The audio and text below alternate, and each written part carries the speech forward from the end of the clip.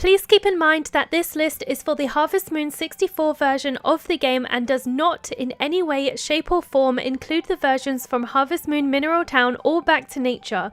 These versions of the characters are completely different and that is what I will be basing my opinion on. Firstly, the bachelorettes in this game are of course the flower girl Popuri, the bookworm Maria, the alcoholic Karen, the animal lover Anne, and finally the girl who loves to bake cakes Ellie. If you watched my Let's Play of Harvestmoon 64, you will know that I married Maria, which just so happens to be my favourite bachelorette in this version of the game. I found that Maria gave me the most varied dialogue whenever I spoke to her. Naturally, most of her dialogue is about books, but she will also open up to you as you increase your friendship with her, and she will gradually tell you about her desire to be more confident. As a very shy person myself, I often related to Maria, and I think that this is one of the things that ultimately led to me asking for her hand in marriage. As an added bonus, if you marry Maria, she will also pull up the weeds on your farm. Most of the bachelorettes have a certain task that they will fulfill for you after marriage, like helping you on the farm, feeding your chickens, that kind of thing. But personally, I think Maria's weed pulling is the most useful one out of all of the bachelorettes. I really hate weeds. As for a runner-up, if I had to choose someone else to marry, I would go for Popuri, the flower girl, just because she seems to be the least damaging out of all the other girls. It seems that Popuri is actually the only girl in the game that hasn't got some kind of flaw. Also, she is adorable, but the reason that she is a runner-up is I don't think she's as interesting.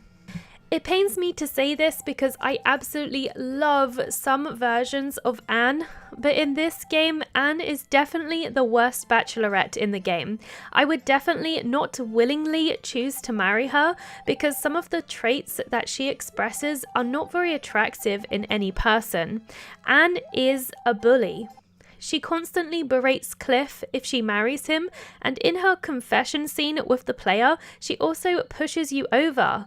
That's not the kind of person I would want in my life, no matter how nice she tries to be to you after marriage. I kind of feel like the game knows that she is incredibly flawed, as Anne's dad is constantly worried about her rough and tough ways, and if you talk to him enough, he practically begs you to marry her. Moving on to my favourite villager of the game, that award would definitely go to Rick, which is funny because I never really liked Rick in other versions. Rick is a descendant of Anne from Harvestmoon SNES, so it's pretty clear as to why I really enjoyed my interactions with him. He has a very similar personality to Anne from the Super Nintendo, in that he is always trying to make new inventions, but always fails to make anything that is helpful. If you talk to him enough, he will also reveal a somewhat sad backstory about how he was rejected by a girl that he loves.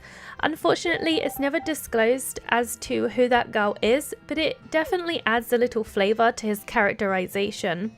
I wish future installments kept this version of Rick, as he is really interesting and fun to listen to. As for a runner-up villager, I was really impressed with Kai. Maybe it's a little unfair to include a rival as a villager, but I honestly thought that he was so sweet and polite, and if he marries Karen, his soft side definitely shines through.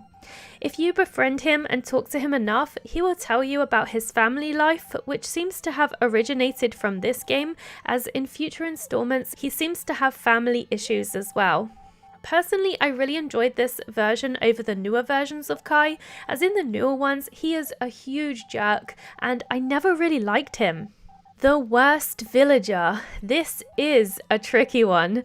I think most people would gravitate towards Gotts because of the way he treats Karen, but if you actually befriend him, he reveals that he is just misunderstood and does not know how to communicate properly. So with that being said, I would definitely say that as much as this breaks my heart, as this character was one of my favorites in Mineral Town, Gray is definitely my least favorite villager in the game.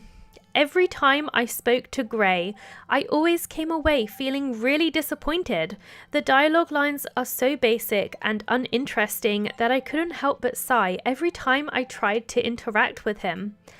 However, there is actually a reason that Gray has been portrayed in this way, and that is because he had some kind of accident that changed his personality. The game never really tells you exactly what happened, but I'm assuming it's something to do with Gray's mum. Maybe they got into a car accident or something. I have no idea, but even if that is the case, it doesn't change the fact that Gray is just really boring in this version, sadly.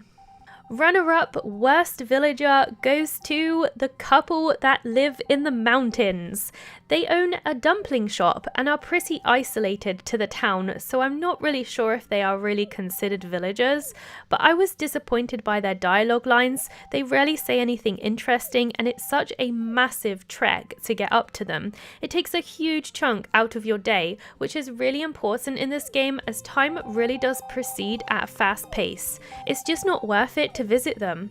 I think if they were removed from the game, it wouldn't really hurt it and not many people would notice. They have little to no effect on the town overall, and they do not even attend festivals. Well, I think that covers everything, but let me know your favourite characters from Harvestmoon 64 or just from Harvestmoon or Story of Seasons in general. I would love to hear your opinions on anything farming related.